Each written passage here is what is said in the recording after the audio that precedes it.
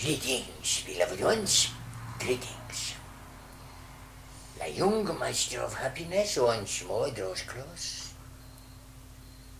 that we may unite in the light of love wisdom, and that we may draw together that about which you have been speaking and discussing many interesting subjects, all rotating, as it were, around a central axis. And when we look at the point of axis, what do we find? We find that we have continuity. And continuity, of course, is the whole answer to every approach, is it not, beloved ones? If there were not continuity, then there would be many roads leading to dead ends. And there would be the final coming to a point where there was no further progress to be made and no usefulness in continuing with existence upon any level. It is the fact that life is eternal and that the law of continuity exists, which brings any logical sensibility to the whole process of life. And when we look at that continual turning, that continual weaving, as it were, which takes place within evolution, we find that it does not matter whatever level we are working on. It does not matter if we take it back to the cosmic beginnings of your solar system, or it does not matter if we bring it down to the periods which are the beginning of your known history, or we bring it down to the present time, or we take it forward into the future. Always we are looking at the same pattern of ever-changing continuity. And because of this changing pattern of continuity, then we have the whole essence, as it were, of what evolution is all about. When we start any action into activity, when we start any thought upon its road of progress, thereby stimulating activity later on, we are setting in motion a pattern which, of course, is known to you under the law of karma. And karma is the ongoing activity, is it not? We can say that karma is indeed, to bring it down to a very basic and simple explanation, activity of one kind or another. That which is active, of course, is producing results. And we have the cause and we have the effect. And so we have that which is known as the law of karma. All that has been imprinted upon the Akasha, all that has been imprinted upon the blueprint of evolution for the whole of the cosmos has to eventually work itself out in continuity. Otherwise, where would be the point of existence, and where would be the purpose behind existence? And because we have this ongoing continuity, we have eternal movement, and we have a situation where nothing is brought to a standstill at any particular period. Even in those periods between manifestation and inactivity, between a Manvantara and Pralaya, the sleep stage of the divine or the active stage of the divine, the waking stage, we can say that there is no true inactivity because all is withdrawn into its cosmic essence, but yet within that cosmic essence the life still moves. just as the life of the child within the womb carries on, even there is no outer activity. And growth never ceases, because as soon as growth ceases, then we have that which you term death. And as death is part of the great illusion, then there can be no such thing. And activity has to go ahead at all times. Within the different types of movement, both rotary and cyclic and spiral, there have to be a continual motion, a continual movement forward. And the straight line is never the present means of progress. It is always either rotary, spiral or cyclic.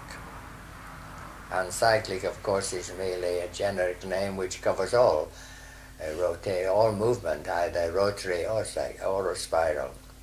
So we have indeed most of our progress taking place upon this level. In the future, when the first ray of will and power and divine purpose is more operative, and when we are more under the influence, evolving humanity and the whole solar system is more under the influence of the first ray, then we will have another movement coming into life, which will be more of a surging forward rather than being rotary or spiral. And divine purpose, as indeed all purpose, even if expressed on a personality level, tends to drive forward, does it not? If we come under that particular law of purpose, then the whole motivation is going to change, and the whole method of progress is going to change. And although it will take a considerable period of time for the full activity of this first ray law of purpose to come in, will and purpose, nevertheless it is beginning to make its influence felt upon your earth today. And there is a surging forward, as it were, which is why everything is being speeded up, why things are happening so quickly, because it is this surge of first ray energy leading to the activity of divine purpose, and finally to the understanding of divine purpose, which at present is not possible, even for the most highly evolved within your system. Then there will be, from that time onwards, which is your present time, this surging forward, rather than the slower rotation of movement, the rotary movement, which in a way takes place almost on the same spot, and the spiral movement, which, while being circular, is nevertheless rising upwards and performing its circle on an ever higher level. And so as we look at these various movements, which indeed rule the whole of your cosmos, and every atom within the human being and within all life forms, all movement takes place in one of these patterns, rotary, spiral, or surging forward again, which is the new movement that is taking place. And all take place within a cyclic pattern, for all cycles are ordained, and all cycles work according to the various laws, and are subject to even higher laws, just as humanity is subject to the cyclic laws of evolution. And as you know, the rising and setting of the sun, the coming of night and day are all cyclic laws, and it is impossible to change these, and man has to learn to live with them. When we look at this situation, we find that in the wider aspects of progress, there is indeed a pattern to which man is beholden and obliged to cooperate and to work with, because it is the very pattern of the essence of his being. And it is at this point that the so often discussed controversial question of free will comes in. For within the cycles, both larger and smaller, man is indeed without free will and has to follow the pattern of these cycles. Even the strongest will in creation at present cannot alter the cycles of night and day or the seasons, and they have to be followed with the rising and setting of the sun. But within the area in which man lives, the environment, cosmically speaking and karmically speaking, self-created, within those cycles, he certainly has the ability to utilize his free will. He can choose how he lives within any particular cycle, and he can choose whether he cooperates with divine law or whether he follows the law of the personality or the law of the soul. He can choose whether he is one with the group, whether he responds to the influences of his higher self, or whether he responds to the influences of the personality and his lower nature. He will respond mostly according to the energies which are flowing within. And the energies that are flowing within are also in accordance with what man has created throughout evolution. Man is mainly what he is according to his rays. That has always been said as an esoteric statement, and it is true. But man is also, within smaller cycles, the pattern of what he creates because of the energies of those rays which he is working with. Man has the ability to cooperate to a great extent with his rays. He has the ability to understand his rays and the energies within himself. And it is no good trying to diverge through an effort of will too far from what man has chosen to be in any particular incarnation. By the utilization of the energies of any particular race which may be influencing a person at any particular time, and there are always 5 aspects of humanity, remember, which are being influenced by the rays: the physical, the emotional, the mental, the soul level, and the spiritual. And on each level, of course, there has to be those energies which make a person for that incarnation what they are. If one is highly motivated by the 5th ray of mental energy, mental activity, then one is going to develop very strongly upon the line of mind. And unless there is the balancing of one of the even numbers, 2, 4, 6, within that particular personality, which is going to bring about a softening and a more emotional approach, then we are going to find that we have these very narrow-minded and often unbalanced genius who are living in the world and yet are quite incapable of expressing anything but mental energy. In the same way, if we have the energy of the rays 2, 4, or 6, then we are going to bring in the artistic nature, the mystical nature, and that which is going to express the beauty, the idealism, and the love. And we are going to find that perhaps, again, there will be that lack of mental control and mental balance, which is going to give us perhaps a wonderful artist, but one again who is incapable of handling his material and practical life, and is always in trouble with his finances and his general living upon earth, as so many of the artists in your history have been. We find that according to each ray there is the ability to express something within one's life which that ray brings about. And it is through the adherence to a particular ray and its qualities. It is through accepting the rays which are influence on our life and endeavoring to live to the full with the energy of that ray, expressing it on its own higher level and expressing its own higher qualities, that we eventually work out much of the influence of that ray and are then able to transfer to another ray, thus bringing about the balance. So that it is possible for man to influence even the inflow of the rays. And although the rays, quite truly, it is said, make man what he is, at the same time it is man's use of the rays which enable him to draw in and to invoke the qualities of other rays, thereby bringing about the balance. For remember that it is the purpose of soul and spirit to create a balanced entity.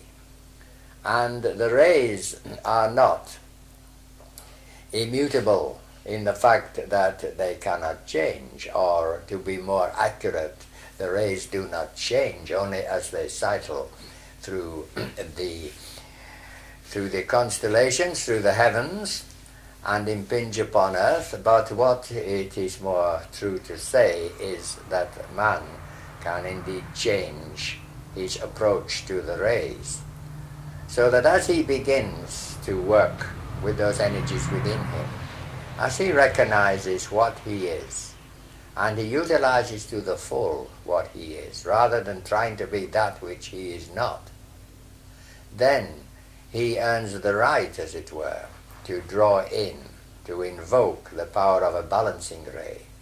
And so gradually, if not in one incarnation, after so many incarnations, a change will come about, and the new rays will take over, and each incarnation gives one the opportunity to balance certain aspects of one's life.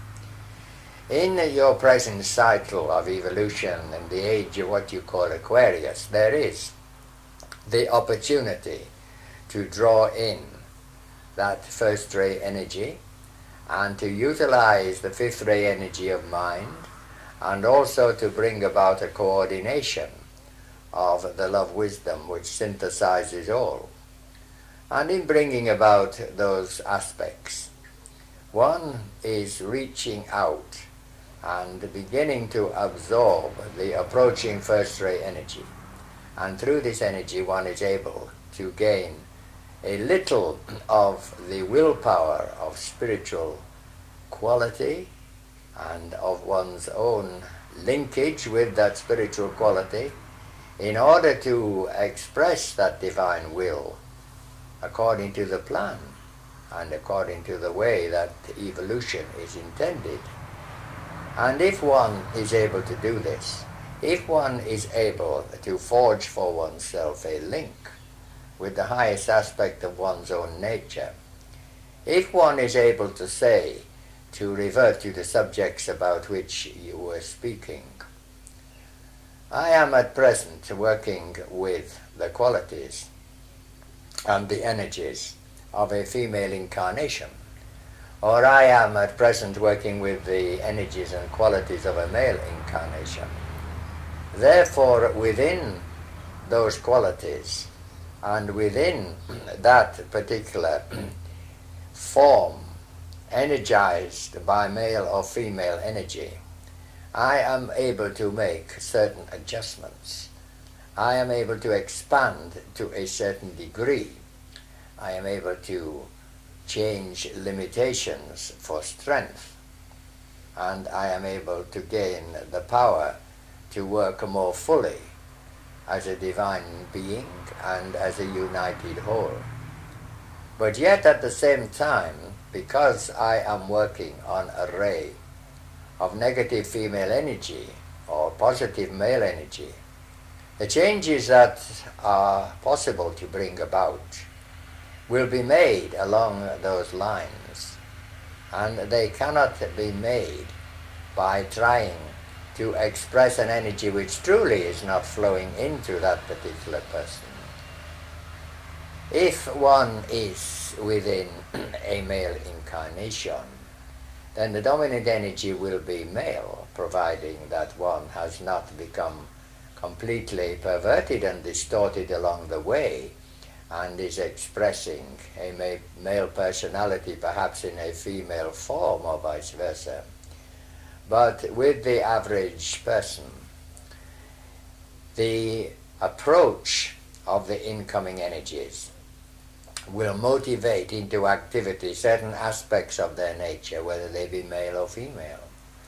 And they will allow progress so that no matter what environment one is working in, one will make the approach of the female nature, and one will also make the approach of the male nature. But remember, where the change comes in is that one will work to the highest quality in both.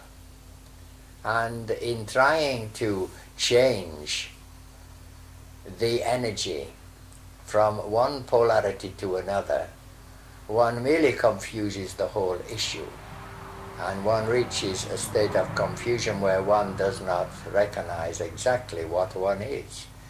And is this not the problem that is at present upon your earth today and affecting so many? For do you not continually hear it said that I am searching for my identity? We wonder why, of course, so much emphasis is put onto finding this identity by trying to completely change the innate nature and its qualities of what one is in incarnation. We do not feel that the identity will in any way be found in this way, because the identity will always be in line with the polarity of the energies which are flowing into that particular entity at that time.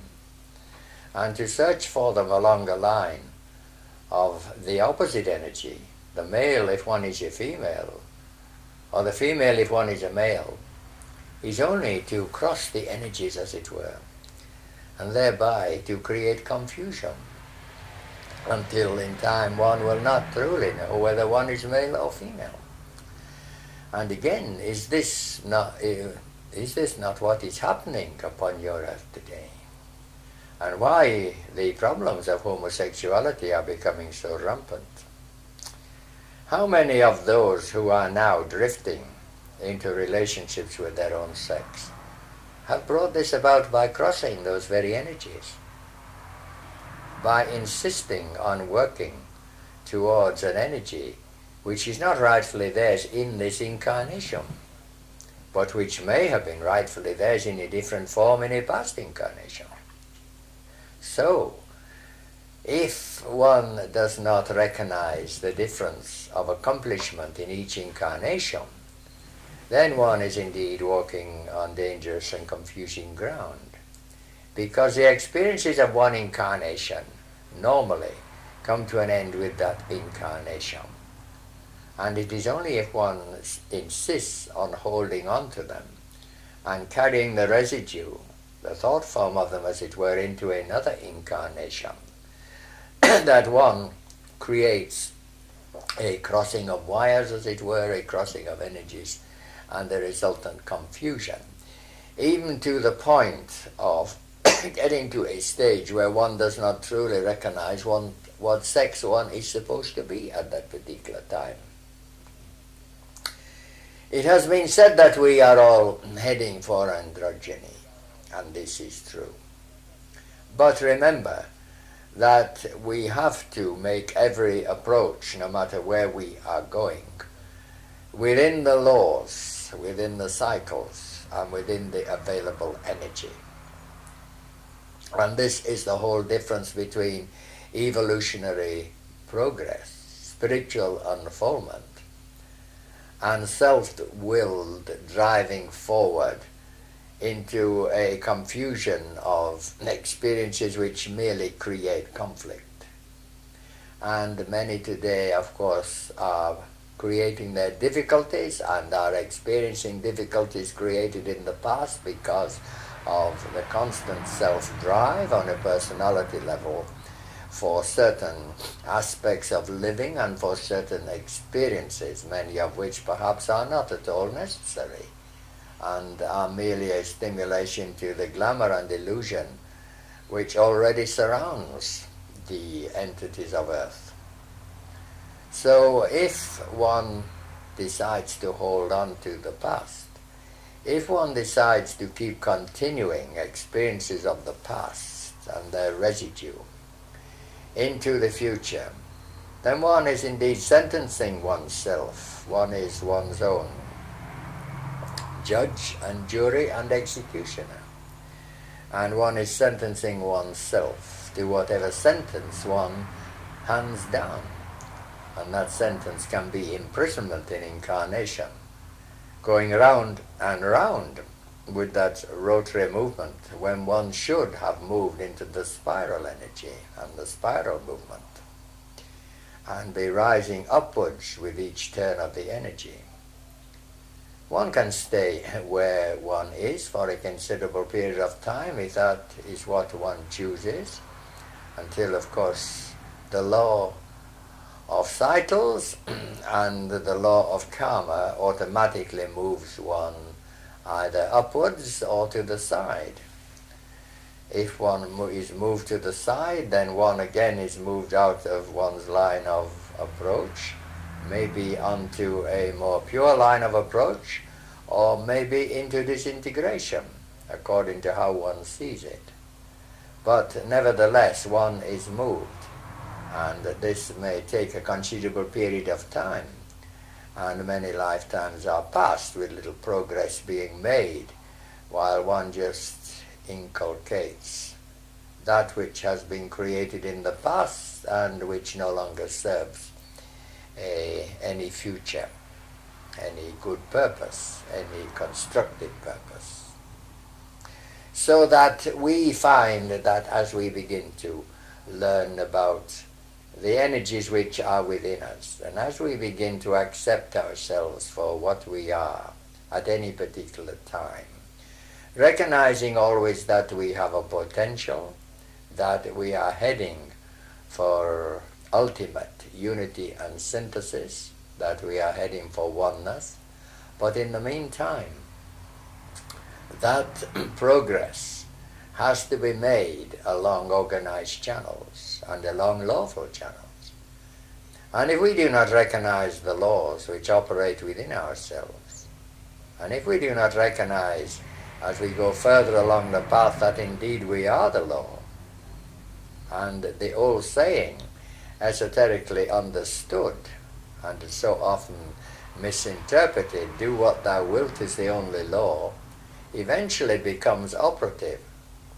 And with that occult saying and that occult recognition, of course, one steps not into a freedom of license, as so many have interpreted it, to do what one wishes on a personality level, but into a life of so much responsibility that literally we begin to carry the burdens of the world upon our shoulders. And literally we begin to wield the power of life and death in evolution. For do what thou wilt is the only law, yes. But with the recognition that whatever we do is solely our responsibility. And so we wield the law carefully at that point, do we not? An advanced stage of the journey.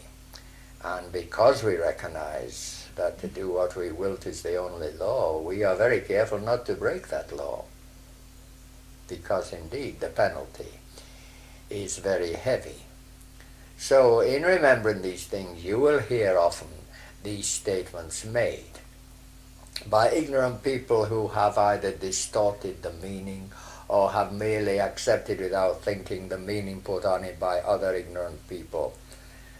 That do what thou wilt is the only law means that one can do whatever one wishes. And of course there are many upon your earth today, amongst the rising generations especially, who have come to misunderstand that law, and who truly have been brought up to believe that they can do whatever they wish, and that is the only law, and that there will not be any repercussions.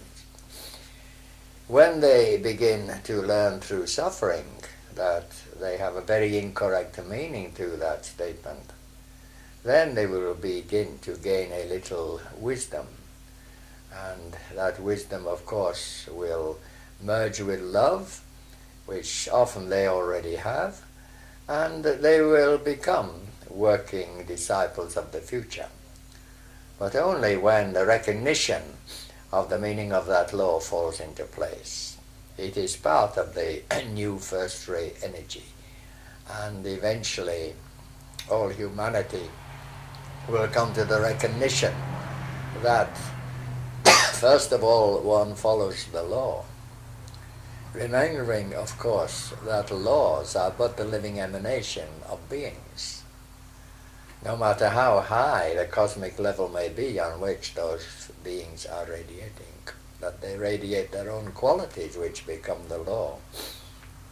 And that eventually, as one grows, one takes one's place, if only on the parameter of those beings, the spiritual ashram, and one also begins to emanate one's qualities, which again become the law.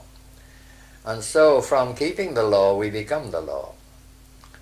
A thought which we put before you, little spoken of and little understood even to esotericists, but which is something that one has to recognize as one progresses. And therefore the meaning and the understanding of responsibility is brought home to us. And we see why. If we are going to progress at all, we have to take that responsibility. For we cannot escape a law which is part of ourself and which we wield. We may always feel, and in the early stages on earth one does, unevolved humanity feels that they may with impunity break the laws.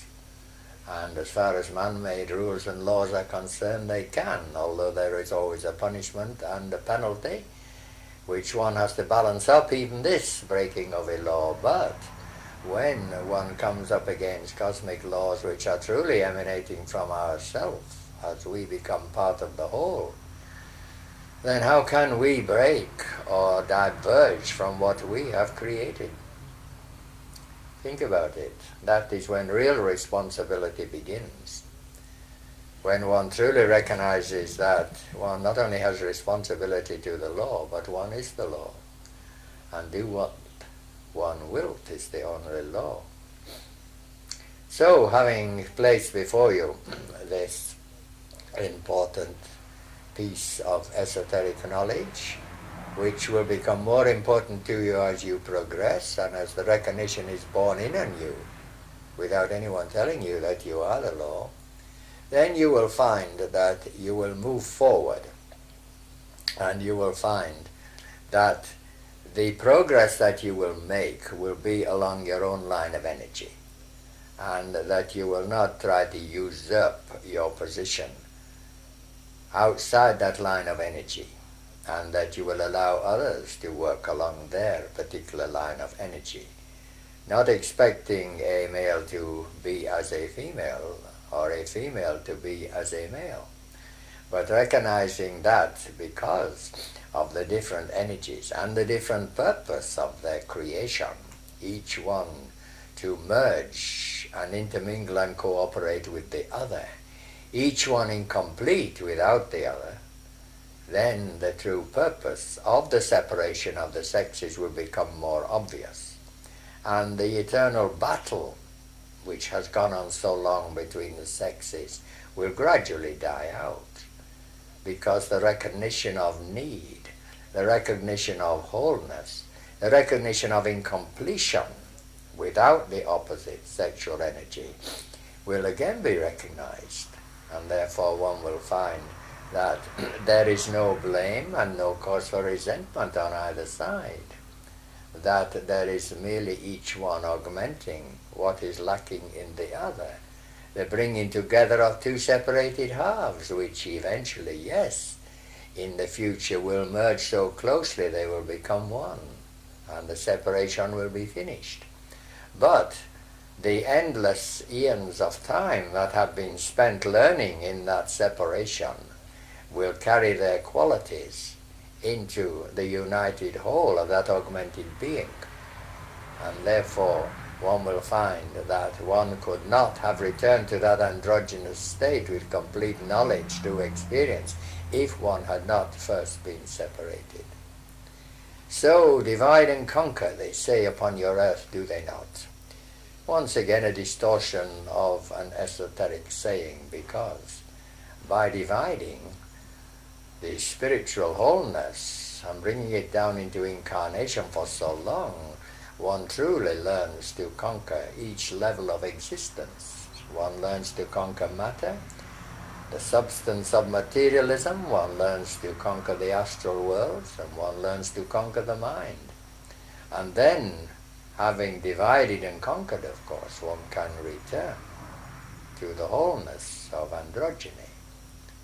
But before the androgyny was divided, then the three worlds were unknown and unconquered. A glimpse into the purpose up to date. So you find how there has to be a whole, there has to be a separation, and there has to be a uniting of the two halves. And each aspect of living forms its own purpose. And each aspect of living is necessary, for without it the progress and the fulfillment of the plan could not take place. And so as you think about these things, perhaps you will be able to accept your lives more fully. Perhaps you will be able to accept your life along the lines of energy and the polarity under which you are focused, and will not strive to move into realms of polarity which can never in this incarnation be of any use to you, because the linkage is not there. You merely cross the energies, you merely become confused, and in its more drastic stages, you merely lead yourself into those pathologies such as homosexuality, which if practiced for long enough, lead into even deeper pathologies and distortions, until the whole fragmentation of the personality can take place. And the form that has been so carefully built over eons of time for the use of the soul in its experience can become quite useless. And therefore one has to begin again and go through the whole process. And perhaps if you think of this, you will see the necessity for working always with what you are and accepting what you are in its entirety. For remember that to try to move under another stream of energy is unproductive and confusing, just as we have said in the past, that to deny any aspects of what one has is just as detrimental. So one not only accepts what one is and does not try to move out into what one at present is not, but one also accepts fully what one is, and does not try to leave behind any aspect which has already been well developed within one's nature. In either way, one causes distortion and confusion, and one brings oneself to pathological states and to inner states of distortion and confusion, which merely create emotional and mental problems. So, beloved ones, we will leave you to think about what we have said, as we have led you perhaps a little more deeply and in a roundabout way into different aspects of energy, into different ways of looking at yourselves, of looking at others, and accepting yourself and others, and learning through your relationships to grow and to expand as what you are, and not what the personality would often have you be, but what the soul, who knows the answers, is leading you to be in its infallible way. Go in peace, beloved ones, go in peace. Lai Yung, Master of Happiness, blesses you this day and sends you forth into the light with your ever-expanding knowledge, so that you may go straight and true, and so you may not waste too much time being little corkscrews when you could be shafts of light. Go in peace, beloved ones. Go.